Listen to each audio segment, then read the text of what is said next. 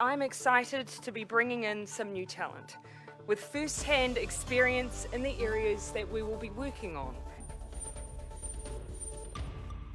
Hello and welcome to Business New Zealand Policy Roundtable for Monday the 2nd of November. I'm Grant Walker. Well, the government has announced its new cabinet lineup. Grant Robertson has been named as Deputy Prime Minister, while Kelvin Davis remains the party's Deputy Leader. Mr Robertson will also keep the finance portfolio and be given infrastructure so he can oversee the rollout of the $12 billion New Zealand Upgrade Programme and the $3 billion Shovel Ready Fund.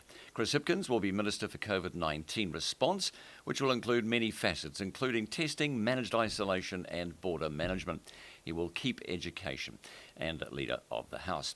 Jacinda Ardern will be in charge of child poverty reduction, and arts, culture and heritage will go to Kamel Sepuloni.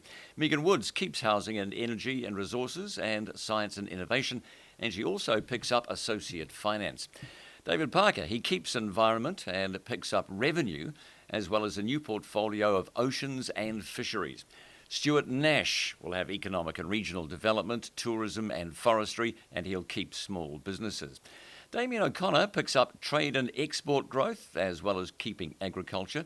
Ms Sepuloni will keep social development, and employment will be rolled into that as well. Nanaia Mahuta will be Foreign Affairs Minister. She is New Zealand's first female Foreign Affairs Minister. Poto Williams will be Police Minister and move into Cabinet. Chris Farfoy, well, he retains immigration and broadcasting and also becomes Justice Minister. Willie Jackson will be in Cabinet and have Māori development. Jane Tanetti will have Women and Internal Affairs and Associate Education. Michael Wood will be Employment Relations Minister, while Kitty Allen will be Minister of Conservation.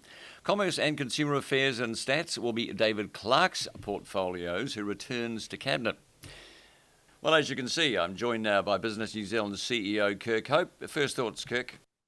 Well, I mean, it's obviously a resurrection for David Clark coming into certainly a portfolio that has some pretty interesting characteristics in terms of commerce and consumer affairs.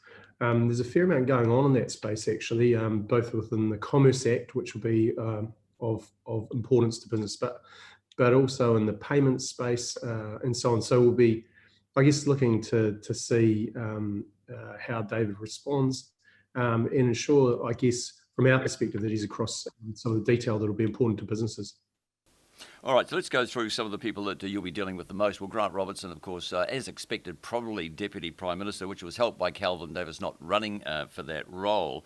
How did the business community rate his performance in Labor's last term? Well, actually, if you look at the mood of the boardroom survey, I think generally business leaders across the country rated him pretty highly. I think he actually had the highest evaluation out of Cabinet in that mood of the boardroom survey. I think that was probably also helped by some of his work over COVID. I mean, he was probably, without a doubt, one of the hardest working ministers over that period of time. And I think businesses, and he was accessible. I think he listened to a lot of businesses and a lot of sectors around the country. Couldn't always help everybody all the time, but he certainly worked really, really hard and really, really well with business to try and alleviate some of the worst aspects of both the lockdown and COVID. Well, speaking of COVID, Chris Hipkins now the Minister for COVID-19 response, which is a new role. So I guess it's good in that respect, but also Andrew Little in there as well. Yeah, look, I mean, I think if you think about Hipkins' portfolios, I mean, the public sector is going through some reasonably significant changes. You've got, the tertiary education sector, with the exception of universities, so the vocational part of that sector going through some big changes.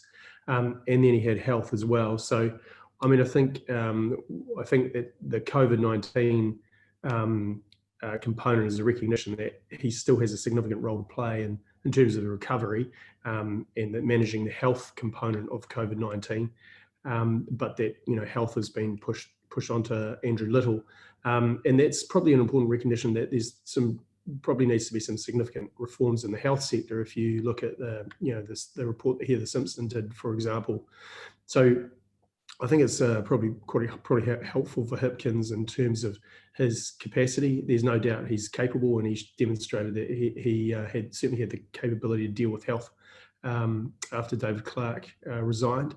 I think he'll also have a critical role to play with that economic group of ministers for the recovery. Calvin Davis, of course, is gone from tourism. I'm sure that there are those in the tourism sector who probably will be quite happy about that. Replaced by Stuart Nash, who I suspect will be having a lot to do with, because economic regional development, forestry, as well as small business, now tourism as well. Yeah, look, I mean, I think that probably recognises that that Stuart, has had small business previously. He's got a lot of history in that, and that portfolio of areas will need to work together from a recovery perspective. If you think about regional economic development, you're looking at small business and then tourism. It's been a big part of our economy, and we'll need it to have some form of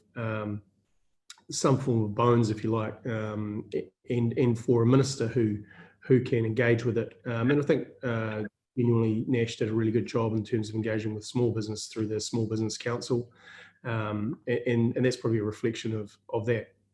He's a pretty straight talker, really, isn't he? Yeah, and I think you not only need that, but you also need to be able to give the sector some sort of idea about what the future narrative for them looks like, and what they can expect really by way of support from the government. Look, to be fair to Davis, I mean, he managed to get a $400 million package out of the previous cabinet. Now that wasn't ever designed to be the end game, right? It was a part of support along the way. So, I mean, that on top of wage subsidies and so on, the support, the sector is big. It's had some support, probably not as much as it would have liked, but it's got a pretty good opportunity to have a strong and ongoing relationship with a minister like Nash. All right, Damien O'Connor, now he's going to keep agriculture, but picking up trade and export growth, what would you expect there? Oh, look, that's a really incredibly important portfolio for New Zealand. I mean, if we're going to come out of COVID, it's already been demonstrated that the export sector is going to help us grow out of that. I think the critical thing here will be supply chains, and that's about how we're getting our goods into other markets. Because, for example, at the moment the government is subsidising some air cargo. There are some issues in terms of containers because imports have slowed, and we need those containers to be coming into New Zealand to send our exports out. The other component will be, how the capacity and capability of businesses to be able to buy some of that supply chain stuff themselves. It'll be expensive, but how they might do that, and so I think O'Connor's got some good experience in that portfolio now, and in opposition as well. Plus he was actively engaged in the previous government as a Minister of State, and he would be often deployed into China to talk about trade matters. So look, I think it's such an important portfolio. All right, just two more briefly. James Shaw and Climate Law out of Cabinet. That's probably, I mean, at least you know where you are with James. Yeah, look, I mean, by and large, James worked across the Parliament in the last Parliament to get the Zero Carbon Act up, and that required a lot of compromise. And you saw his own party, or the grassroots of his own party, sometimes giving him a hard time for too much compromise. But the reality is that managed to open up the conversation across the Parliament in respect of climate change. So you've got to really give him kudos for that. And to be fair, his biggest challenge will be how he deals with some of the risks in agriculture, given what we just talked about in respect of exports. All right, and let's move on to employment relations matters. Well, the Minister is Michael Wood, again another ex-unionist. Yeah, sure. I mean, look, there's no doubt that Labor have a program that they want to implement. We've been pretty open and vocal around around fair pay agreements, for example. There are some other things I think which are opportunities. I mean, there's a set of recommendations from a review group from the last Parliament on the Holidays Act and review of the Holidays Act.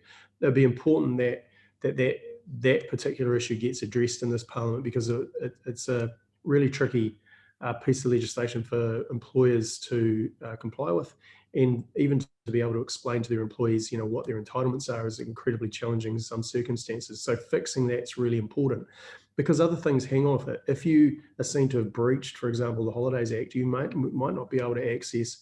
You might not have been able to access migrant workers, or if you had them in the country and you're seen to breach the Holidays Act and therefore your employment obligations, you might not be eligible to hold on to those workers. And in some cases, we know that there are skills shortages, so that's going to be really important. All right, finally, no handbrakes with Labor virtually governing alone. What are you expecting to see? How quickly? And I mean, for example, we could see some of those bubbles, Pacific bubble, for example, opening up pretty soon. Yeah, well, I think two areas. The border is going to be an interesting area of opportunity, and second area where they're going to need to make some clear progress, and it's why Robertson's picked up the portfolio. Infrastructure simply need to really crack on now. There's a big opportunity. Labor want to be transformational, as you say. The so-called handbrakes off. They can be transformational and leave a legacy for the next 50 years if they can get some strong infrastructure projects up and running in this term. And one of the ways that they might be able to do that is utilise that mechanism for shortening the Resource Management Act consent processes on a broader range of projects to really start to turbocharge certainly infrastructure development, and if not the economy. Kirk, thank you.